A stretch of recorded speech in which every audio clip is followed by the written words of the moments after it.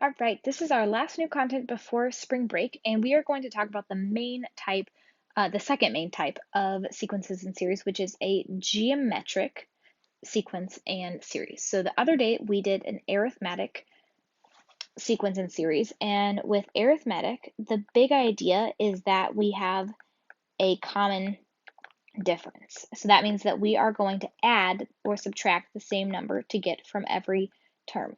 So an arithmetic sequence has a common difference. We are going to add or subtract the same number, and we have been calling that D.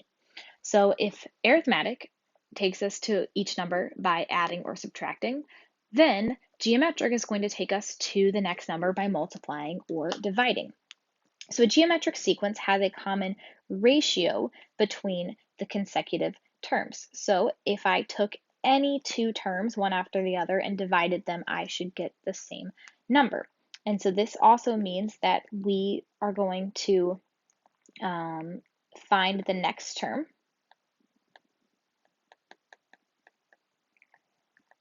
by multiplying or dividing by the same number. So to figure out our common ratio, the best way to do it is we can divide any term by the term right before it and simplify that number down, and that gives us our common ratio. So just like we have with an arithmetic sequence, there was both an specific formula for the explicit sequence, and there was a recursive formula as well. So for the explicit formula, here it is. The nth term is given by the first term, a1, times our common ratio raised to the n minus 1 power.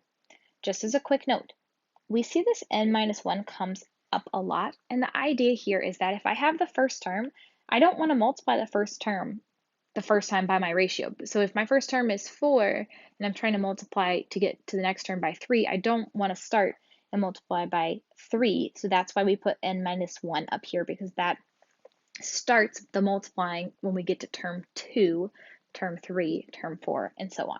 So this right here is our explicit formula. We'll use it in just a second.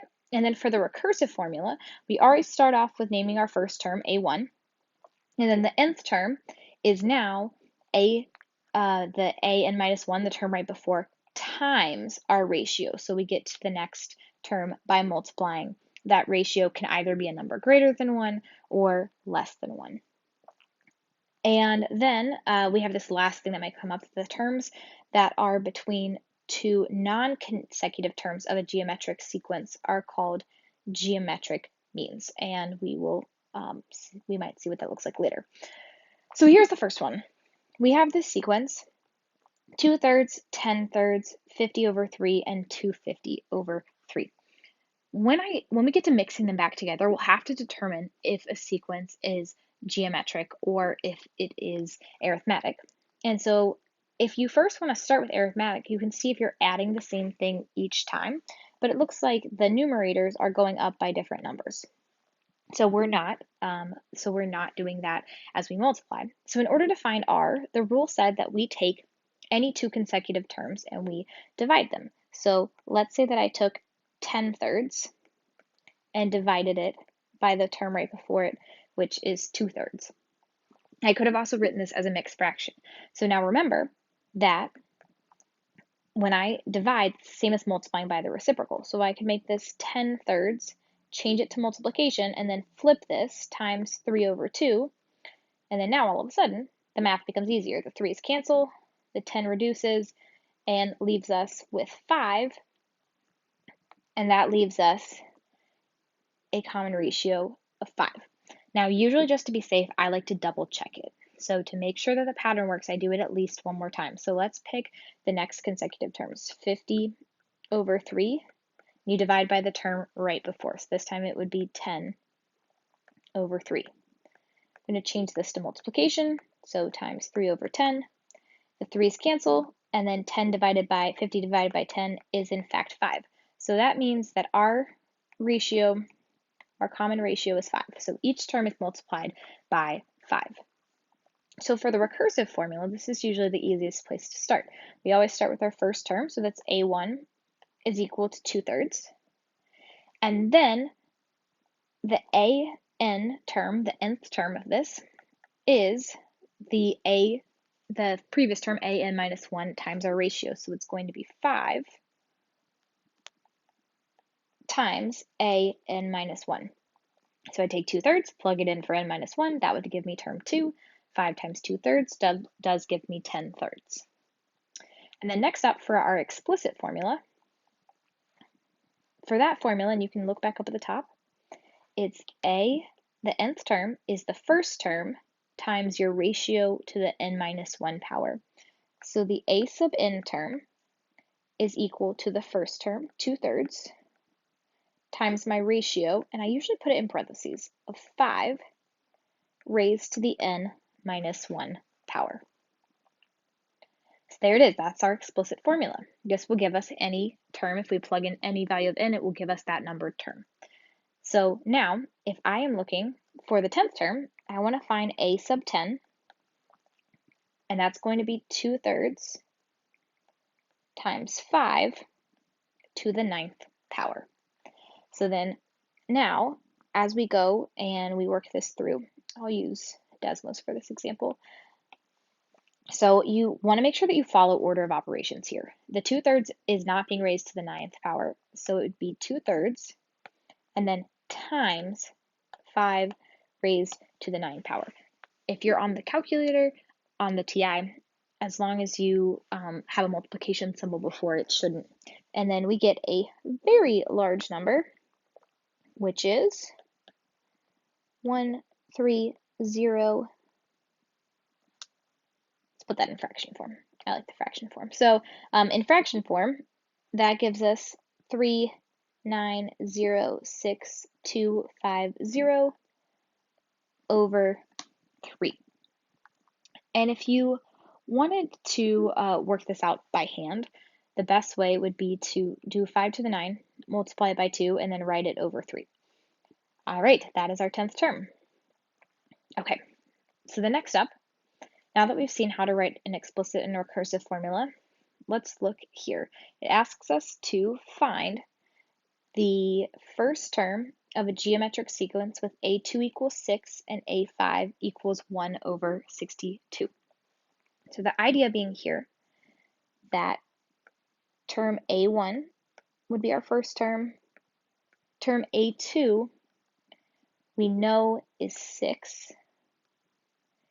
And then our ratio, we have a3, a4 in our sequence, and then we lastly know that a5 is 162.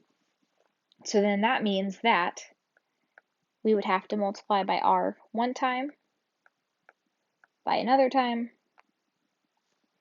gets us from a3 to a4, and then one last time gets us from a4 to a5. So we would have to multiply that number by r 3 times. So something 6 times r times r times r is going to give us the answer of 162. So the easiest way to go about this would then mean that I could set up a formula that I know that 162 will have to equal term a2, 6, times 1r, times another r, times another r, and this means 162 equals 6r cubed. And so then now this we can divide by 6, and when we divide 162 by 6, that gives us that r cubed, it gives us 27. So r cubed is 27. So that means that our common ratio is 3. So it actually is multiplied by 3 each time to get to the next term. So now that I know what my ratio is, I just need to find a1. So that means that to go from a2 back to a1, I would need to divide by r, which is dividing by 3. So that means now that a1 is equal to 6 divided by 3, so our first term of this sequence was 2. Alrighty, if you want some extra practice, you can go and you can work through this problem here, and at the end I might come back and try it and I can give you the answer before we finish, and I will come back and I'll show you how to do this one. But I do want to go on next to the geometric series. So remember that a sequence is a list of numbers, and we're just trying to find different values in our list. For a series, this is where we are taking sums. So for a geometric series, we want to know how we can take a partial sum, and then we're also going to talk about taking an infinite sum. We can uniquely do this here. So here is our formula. For a geometric series, if I want to sum up n number of terms, which we have been calling the nth partial sum, there are two formulas that are just rearrangements of each other. The formula is that the partial sum of n terms s sub n is the first term a1 times 1 minus r to the n power over 1 minus r, or s sub n is a1 minus an times r over 1 minus r. This is a complicated formula. So on your notes, the practice set I believe does have them on there, or you should immediately write these down, copy them over. For any sort of assessment, you would have access to these formulas. I would not expect you to memorize them, but I do expect you to know how to use them. So we know what all these pieces are. A1 stands for the first term, R is the common ratio between the terms, and then N is however many terms that we are adding up in our partial sum. So let's look at a couple of examples. So here, the first thing I want you to remember is for the explicit formula, the nth term is a1 times r to the n minus 1 power. So you're always going to find your r as the base of whatever exponent you're given, and a1 will be the number multiplied in front. So looking at this, they ask us to evaluate the partial sum of the first 9 terms. So evaluate the sum from n equals 1 to 9 of 5 times negative 2 to the n minus 1 power. Now these formulas, what we choose to use is personal preference. I am more used to the first formula, so I'm probably going to use that one here, but I'll show you how to use both. So here's what we need to know. What is our first term? That's going to be the 5 that's out front. So A1 is 5. And this is very important. What is our common ratio? The common ratio is the base of the exponent, so that gives us that R is negative 2, and we do want to take the negative with it. So when we go to our formula, because we're going from 1 to 9, we are taking the 9th partial sum. So this is the sum of the first 9 terms of this geometric series. So then I'm going to use the first formula. So this is 5 times 1 minus, and then we replace r with negative 2, and then n was 9, so it's to the 9th power over 1 minus negative 2. So now we've got a little bit of work a little bit of algebra to simplify this here. And so as we work this through, you could, if you want, go ahead and put this directly in your calculator. We just want to be careful about how we input this. So in the calculator, I'm going to go over to the TA now. So we're going to clear our screen. And then as long as you use parentheses, we should be good to go. So I'm going to do 5 times, and then I'm going to start my parentheses, and now I'm going to put the numerator in parentheses. So it's 1 minus negative 2 raised to the 9th power, and then I'm still inside the parentheses.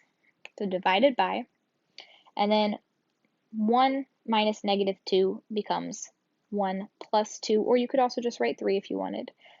And then I've closed the parentheses of my denominator, and now I need to close the full parentheses, and it gives us an answer of 855, and that is our sum. If you want to do it piece by piece, you could also do 1 minus negative 2 to, oops, that's negative 1, negative 2 to the 9th power, and then that would have given us 5 times 513 divided by 3, and then work that through from there. So if that's easier for you, go for that. So this is our first example. Our first partial sum comes out to 855. Let's look at another one here. As we look at number 5, there's one thing that is slightly different, in that rather than starting at n equals 1, we are starting at the term n equals 0. So there's a couple of important things here. For our first term, that is going to be a1. That's the number that is in front, so a1 is our value of 3. And then our r value is the base of the exponent. So r is going to be 3/2. Now, since we're not starting at 1, that does change our value of n. So 20 minus 0, we just need to add 1 onto it, upper minus lower plus 1. And so that means that n is equal to 21. But otherwise, it doesn't change anything here. So then now going back to our formula, this is the partial sum of 21 terms, because now we're adding in the 0th term, so it adds another term on, is equal to a1, which is 3, and then times 1 minus 3/2 to the 21st power over 1 minus 3/2. And then now let's do some calculator work. So I'm going to actually start, I think it's a little bit easier. I'm going to start with the numerator. And I'm going to leave out the 3. So I'm going to do 1 minus negative, actually there's not a negative here, just 3/2 raised to the 21st power. And then divide that by 1 minus 3/2. Gives us this number. And then we just need to multiply that whole thing by 3. And let's round it to 3 decimal places. So that gives us approximately 29921.31. So that's 29,921.31. And that is the partial sum of the first 21 terms of this sequence. So the thing I want you to think about is that was a large number. We added up 21 numbers and it became 29,000. These sequences, they grow really fast, or the series, they grow really fast as you start adding numbers and you go further out in the series. All right, so we're going to leave number 6 here as another one that you can work through. The last thing we're going to talk about, and this one is very important, is we are going to talk about the sum of an infinite geometric series. So here's a very important rule. If I want to take the sum of an infinite geometric series, it exists under one specific condition. So the sum only exists if the sequence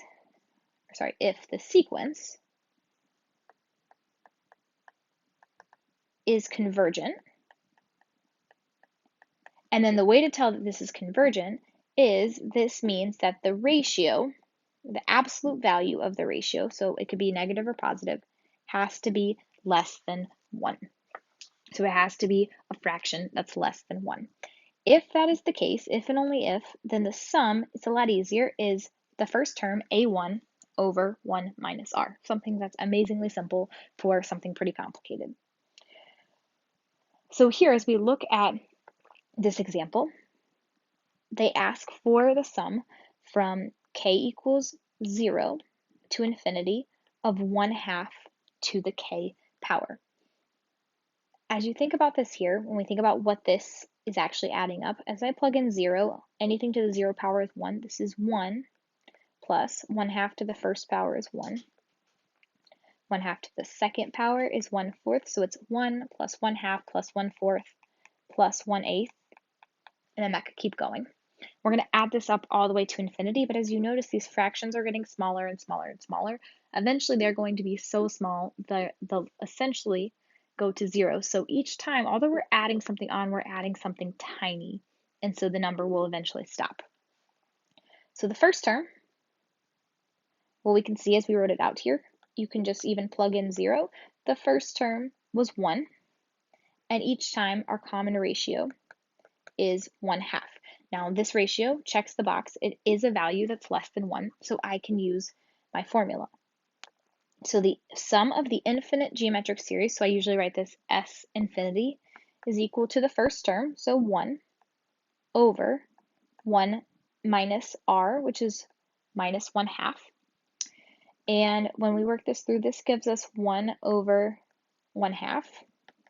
And then remember that dividing anything, multiply that by the reciprocal. This gives us an answer of 2. You could have also put this in your calculator. 1 divided by 1/2 gives us an answer of 2. So the sum of this infinite geometric series is 2. All these terms added up to infinity is just an equal, exact 2. All right, for this next one here, we're going to do one more example before we finish. So it says write in sigma notation and then evaluate. So for this example here, as I look, first I need to write this as a sum. And so I need to figure out where I am starting. So first, if you want to figure out your explicit formula, so for the nth term, remember that it is a1 times r to the n minus 1 power. So when we go to our sigma notation, let's keep it simple. We'll start at 1. And then since there's a plus dot dot dot, that implies it's infinite, so it would be to infinity. So our first term is 9. So this would be 9 times, and then I just need to figure out what my ratio is. So how do I get from one term to the other? So remember that r is equal to the term, the one term divided by its previous term. So if I took 6, I would divide it by 9. We always go a further term along by the one right before it. And that gives us a ratio of 2/3. Let's do a quick check. Let's say that I did 4 divided by its previous term 6. That is 2/3, and that would work for the fractional ones too. So that means that our r is 2/3. So this is our explicit formula. So then now when I go to find my sum, and this is the exact value of this entire series, this r is less than 1, so we can do it, is a1, which is 9, over 1 minus r. This gives us 1 minus 2/3. And so then now this becomes 9 over 1 minus 2/3 is 1/3. And then that multiplies and gives us a complete sum of 27. So there are 3 big things that we learned today. Going back up to the top, for a sequence, so we're not adding them up, we're just writing them in a list. We have 2 formulas, our explicit and our recursive. I would encourage you to use your notes side by side with your practice. You do not have to memorize these formulas, but you do need to know how to use them as you see them. For the nth partial sum, the formula looks somewhat complicated, so we're adding up n terms. So here's our formulas. And then for the geometric series, we do have to know that the ratio is less than 1. If it's not less than 1, it doesn't exist. Or sorry, if it's greater than 1, it does not exist. If it's less than 1, it does. And we would use the formula S is equal to A1 over 1 minus R. So that is the end of these notes. As you look back, the full completed work for number 6 and number 3 will be given, as well as some additional practice problems will be posted if you want problems in additional to the practice. So next up is 10.3, day 1 practice.